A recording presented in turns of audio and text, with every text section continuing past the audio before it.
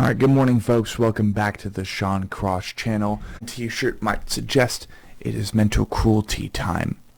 So, as far as I'm concerned, at 7:53 a.m. on April 30th, we just did another reaction for Crown Magnetar and their new song, The Level Beneath, featured off of their upcoming July album, Everything Bleeds, coming out through Unique Leader Records. Great album, and I look forward to possibly pre-ordering for that album. But this is going to be Forgotten Kings.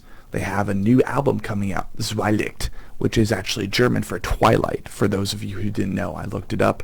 I've checked out the pre-order packages. I'm very tempted, but I'm also looking to see and waiting to see what they end up doing and if they have a merch lineup for indie merch and possibly a flag. Possibly a similar merch lineup to that of what they did for A Hill to Die Upon during their final Unique Leader Records based cycle. So let's get right into Forgotten Kings. If you enjoy it, leave any feedback you think would be necessary for the productivity and the growth of the channel. Let's go ahead and dig into Forgotten Kings. I smile at the dead. Let's go.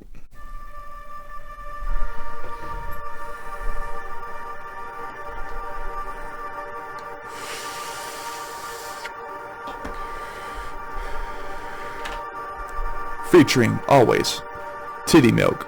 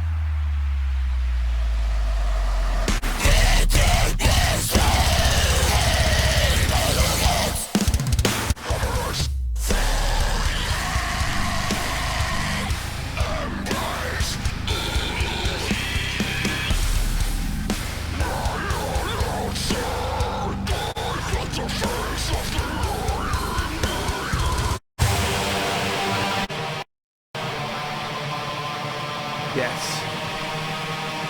I approve.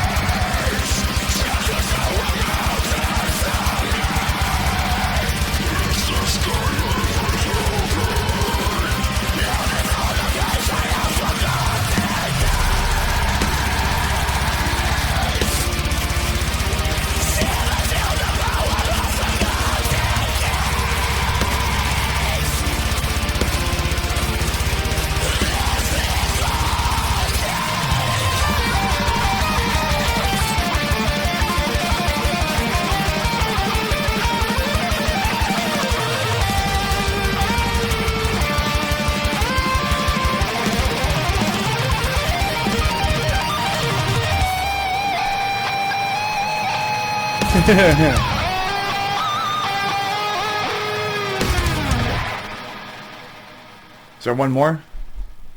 Oh no, okay. That's fine. Awesome.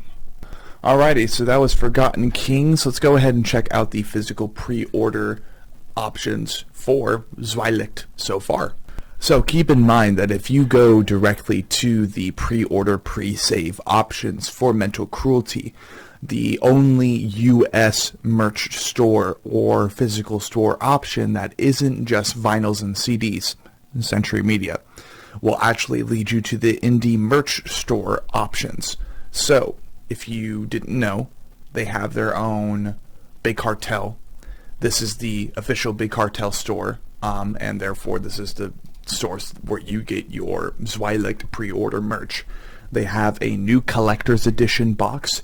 This time, the kind of standout items would be the, I think they call it an A2 poster.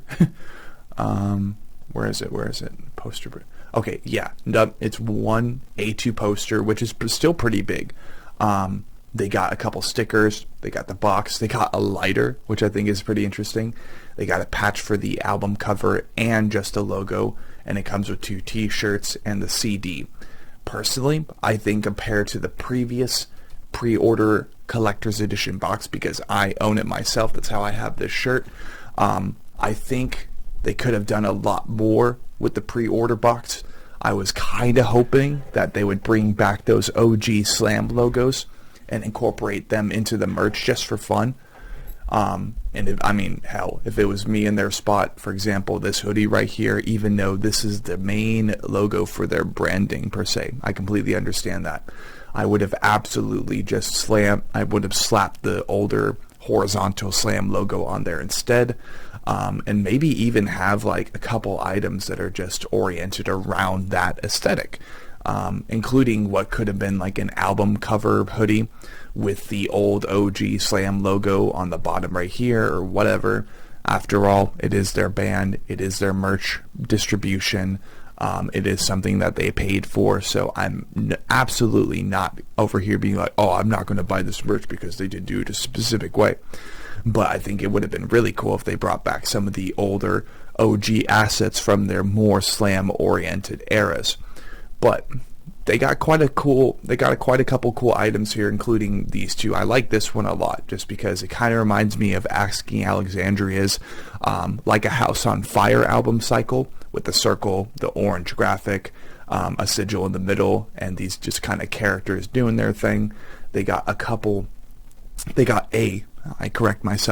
single gold vinyl option. They have a CD, so that should be pretty cool.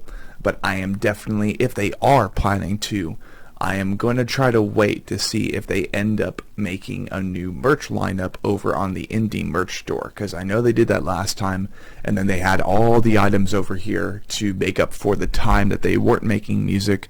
That was a pretty cool merch lineup. I have the Desecration of God hoodie in my closet. It's one of my favorite ones. It's pretty thin, but it's still pretty good.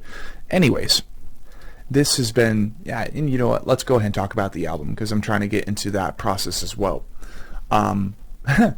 I get if people end up saying that this is like Lorna Shore worship, because we have a cloaked figure at the epicenter of the image. I have a feeling that this album cover was done by a similar, if not the same exact artist also, who did the "And I Return to Nothingness" EP cover. It does have its distinguishable moments right here with the yellow, the golden. I mean, the dude's riding a horse in the middle of a field. I think there's the artist name right there. It's like LEV/2019. Whoa. That'd be interesting if this was made in 2019 instead, and they just bought it off of the dude. I have no idea. I have no idea about the background of this album cover. And I think that to call this song or Zweilicht/Sympathy of a Dying Star Lorna Shore Worship, hush up. Like, it's not. It's different. I would say this is more like black metal oriented, but I do like the album cover, and therefore I'm really hoping that they end up having a new merch lineup to where there's like a 4x4 or even a 5x5 flag option, because I definitely would be grabbing the flag. But this has been Sean Cross catching up on all of the bands on the Century Media Records roster. We still have a couple albums to listen to, some albums to listen to early on to their release, excluding Enforced, because their album is already released. It's already available to the public, so we will be doing, nonetheless, a listening session for that, seeing what we like and seeing if we can help Enforced provide some press and insight upon their new record. But other than that, people, just like their great Eternal Music Machine, let's keep cranking.